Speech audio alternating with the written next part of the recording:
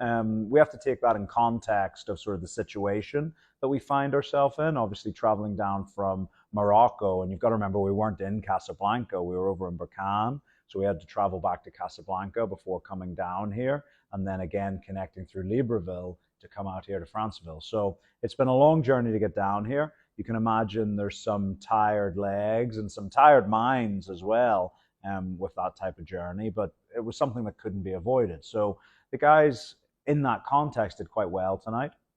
We didn't want to do too much with them. It was more to get them out, loosen them up, get some of that travel out of their legs, and then just look at some tactical scenarios on the field, just things that we think will help us tomorrow against Gabon, and also things that we have to be aware of in terms of what our opponents may try to do to hurt us. So I think overall it went well, and it was good for the players to get a feel of the pitch and sort of a sense of the environment of the game. But overall, we're pleased with the session. Everyone's fit for selection.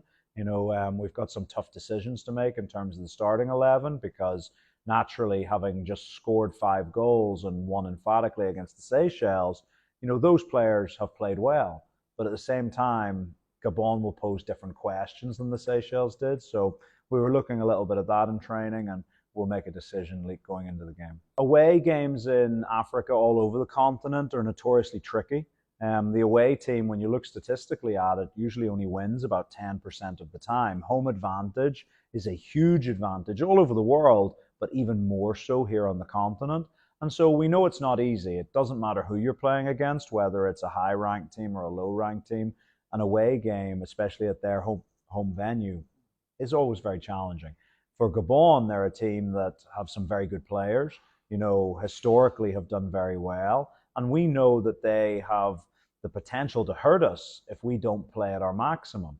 But we also know that we have players who can exploit their weaknesses. And so when we sort of step back and look at the two teams side by side, we think it's quite an even matchup. They've got players who we have to be cautious of.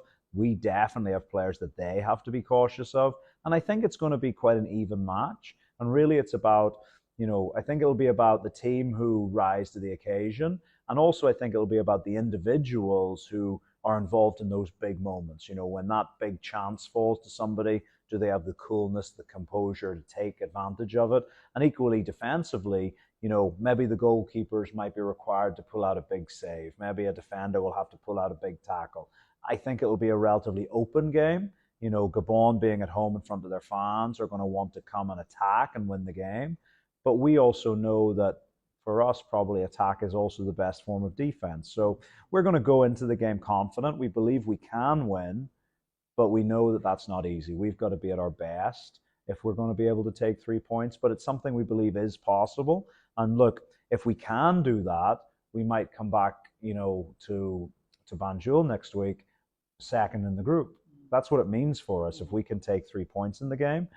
But yeah, for us, it's about, look, it's very early in the journey together. Obviously, between the Seychelles game and this game, we've done very little training. And it's more about let's continue on that path. Whether that brings us 3 points or not, we'll have to wait and see. But we've said to the guys, go and be confident, believe in yourselves, support each other, go and try and play enjoyable attacking football, but at the same time be ready to defend when that's required. And yeah, we're looking forward to the game.